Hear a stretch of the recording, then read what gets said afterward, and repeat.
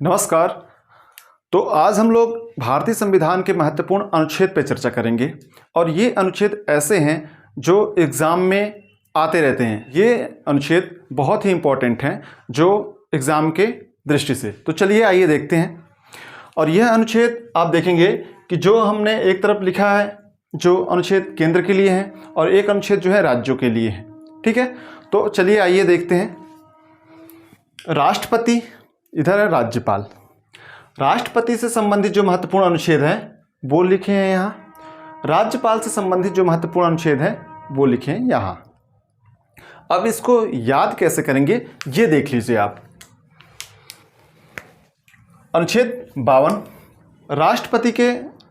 राष्ट्रपति के पद के बारे में बात करता है। अनुच्छेद 52। तो आप क्या करेंगे, एक जो है यहाँ जोड़ देंगे मतलब 3, और एक जो है सामने ये 5 उतार देंगे और एक सामने उतार देंगे। 153 में राज्यपाल के पद के बारे में बात किया गया है। ठीक है, तो राज्यपाल का पद किस अनुच्छेद में है? वो 153 में। अनुच्छेद 53 राष्ट्रपति की शक्ति एवं कार्यों के बारे में उल्लेख किया गया है। किसमें? अनुच्छेद 53 में। अब राज्य को कैसे याद करेंगे, राज्यपाल के जो कार्य और शक्तियाँ दी गई हैं उसको कैसे याद करेंगे? तो उसका उल्लेख अनुच्छेद 154 में किया गया है।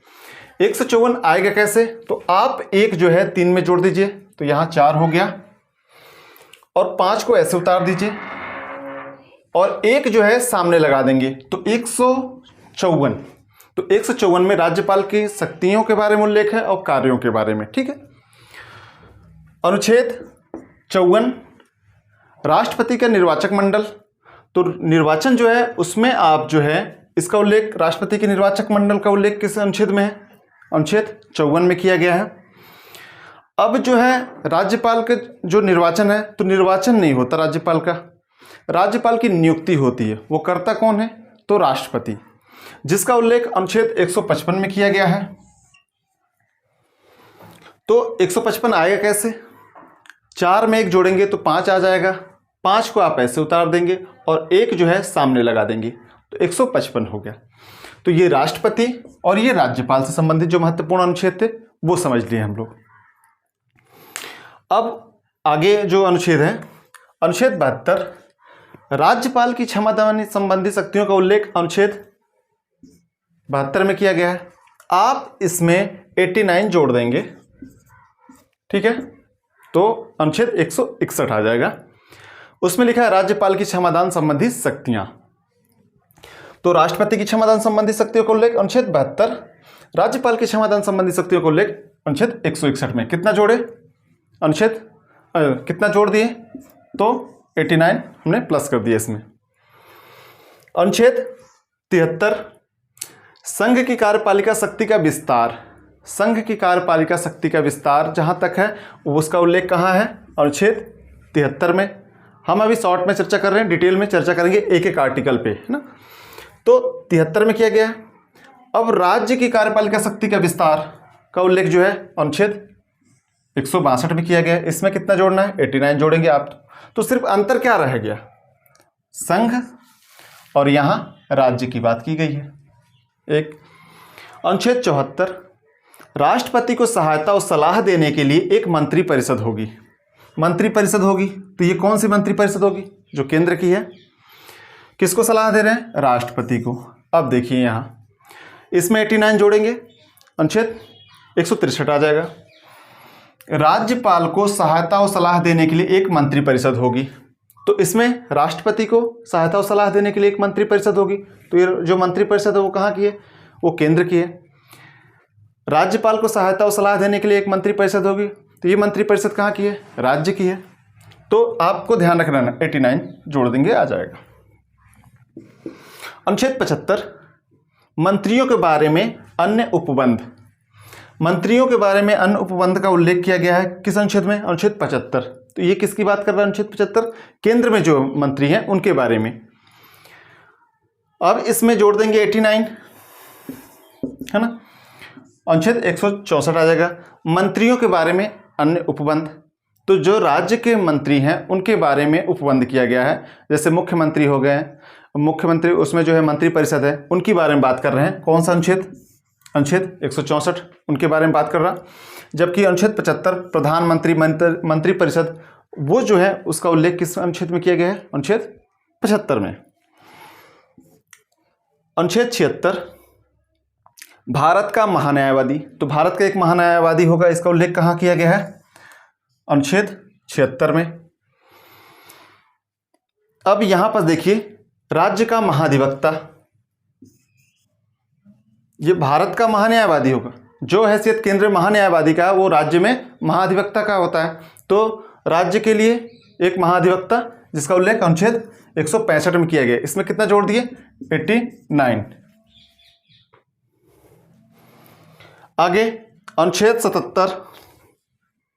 अनुच्छेद 77 भारत सरकार के कर्तव्य का संचालन, इसका उल्लेख किस अनुच्छेद में किया गया है? अनुच्छेद 77 में किया गया है।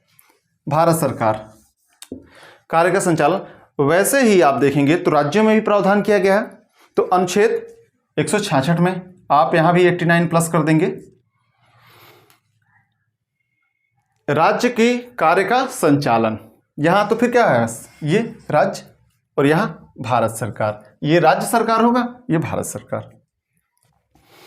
अनुच्छेद 78 राष्ट्रपति को जानकारी आदि के संबंध में प्रधानमंत्री का कर्तव्य, मतलब प्रधानमंत्री जो कार्य करेंगे उसका जो सूचना किसको देंगे? राष्ट्रपति को।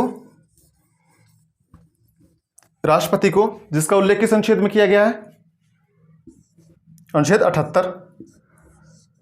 आप देखेंगे जब सर्जिकल स्ट्राइक हुई थी उस समय जो है वो तो रात में हुई थी सर्जिकल स्ट्राइक, तो उसकी सूचना दूसरे दिन सुबह जाके प्रधानमंत्री राष्ट्रपति महामहिम रामनाथ कोविंद जी को दिए थे। उस समय जो तत्कालीन राष्ट्रपति थे वो रामनाथ कोविंद जी थे। ठीक है, तो ये ध्यान रखे रहना है।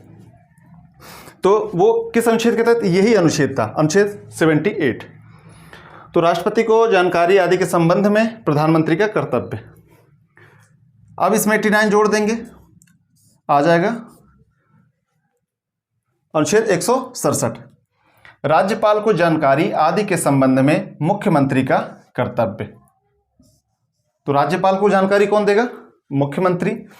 यहां राष्ट्रपति को जानकारी कौन देगा? प्रधानमंत्री। अनुच्छेद 79 संसद का गठन। संसद का गठन लोकसभा, राज्यसभा और राष्ट्रपति के। राष्ट्रपति 3 से होता है किसका गठन? संसद का। राष्ट्रपति,